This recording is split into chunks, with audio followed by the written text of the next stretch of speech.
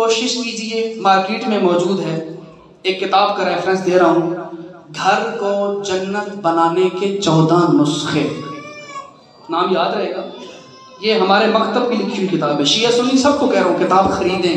نام کیا ہے؟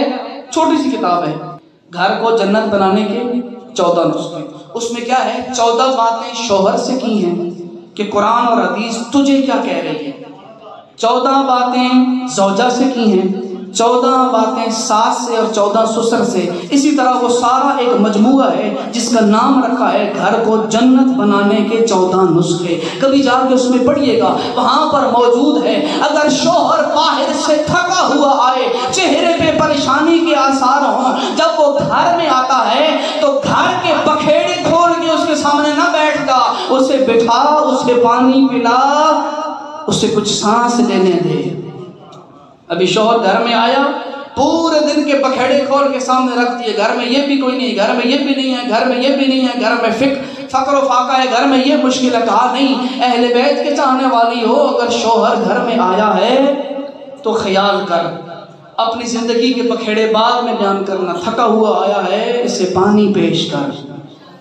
اور شوہر کو کہا گیا کہ شوہر تم سارا دن باہر کام کرتے ہو نا، جب تم گھر میں آتے ہو تمہارے گھر کو اکیلے سنبھالتی ہے تیری زوجہ، کیا فرق پڑتا ہے اگر ایک زوجہ سارا دن ٹھنڈے پانی سے تمہارے برتن بھی دھوئے، تمہارے کپڑے بھی دھوئے، تمہارے بچوں کو بھی نہلائے، ان کی بھی خدمت کرے، کیا فرق پڑتا ہے اس کے پاس جا کے فقط اتنا کہہ دیں کہ زوجہ جو تو کام کر رہی ہے میں نہیں کر سکتا، جو تو کر رہی ہے میں نہیں کر سکتا ہوں، یقین کریں اتنا بڑا دل ہو جائے گا۔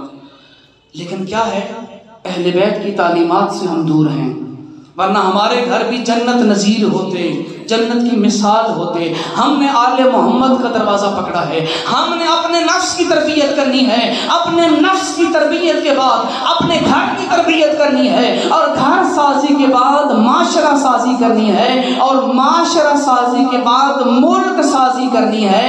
جب ہم نے اپنے ملک کو، اپنے گھر کو، اپنے وجود کو 11 کے فرمان کے مطابق بنا لیا، پھر 12ویں کے آنے میں دیر نہیں ہوگی۔